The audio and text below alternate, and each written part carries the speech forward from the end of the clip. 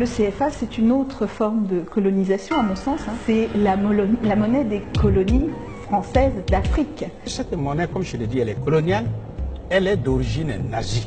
C'est-à-dire quand les nazis occupaient la France, ils avaient inventé une monnaie coloniale qui leur permettait justement de dévaliser, de faire travailler gratuitement les Français de tous les pays occupés. On a changé l'appellation, ça ne s'appelle plus colonie d'Afrique, mais ça s'appelle communauté financière africaine. On change simplement, mais on n'a même pas la délicatesse, à mon sens, de changer la formulation et le label. À partir du moment où les Africains ne maîtrisent pas le franc CFA, ils ne maîtrisent pas leur banque centrale, ils ne maîtrisent pas leur banque commerciale, ils ne maîtrisent pas tous les circuits financiers. Il est difficile de constituer une classe d'hommes et de femmes d'affaires capables de porter l'économie nationale et de remplacer la bourgeoisie occidentale qui domine l'économie.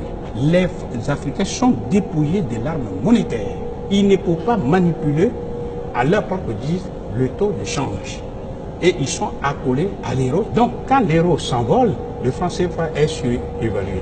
Or, quand une monnaie est surévaluée, ça veut dire que les produits exportés africains deviennent trop chers, donc on dit qu'ils ne sont pas compétitifs.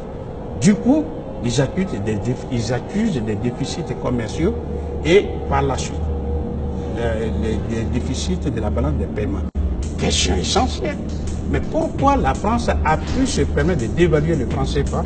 La réponse scientifique et objective, c'est que le franc CFA est une propriété à part entière de la France. Et pourquoi ils vont dévaluer le franc CFA? Parce que pour eux, il est tout à fait normal qu'ils achètent à vil prix les matières premières africaines, condition sine qua non pour qu'ils puissent reconstruire tous les pays pauvres de l'Europe de l'Est qui intègrent l'Europe occidentale. La France dit simplement aux Africains, vous nègres, ignorants que vous êtes, je vous dis, vendez dans le monde entier tout ce que vous voulez. Vous avez des yens, des dollars. Et bien, si vous les avez, toutes les monnaies de ce qu'on appelle les débits, apportez-moi ça. Et en lieu place, je vous fabrique des CFA. C'est tout. Donc ça ne coûte rien. C'est un enrichissement sans cause que la France fait sur le dos des Africains qui sont maintenus volontairement dans l'ignorance. C'est une légalisation de la fuite des capitaux. Quand l'argent fuit le pays, avec quoi on va développer le pays? Il est clair, à mon sens, qu'avoir réussi à avoir quasiment 80% des pays de la zone colonisée introduite dans la zone CFA, c'était une forme de colonisation maintenue pour le coton, pour le café, pour le cacao, pour l'or, etc., etc. C'est une technique élaborée pour mettre au pas les dirigeants africains, non seulement d'aujourd'hui, mais ceux de demain, puisque c'est la France qui détient le coffre-fort.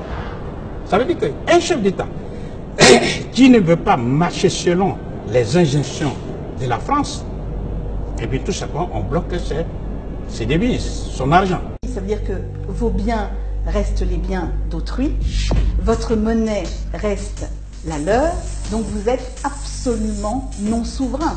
La souveraineté d'un État commence par l'indépendance financière de cet État. Donc ça n'a rien à voir avec une monnaie pour créer une indépendance ou développer une indépendance.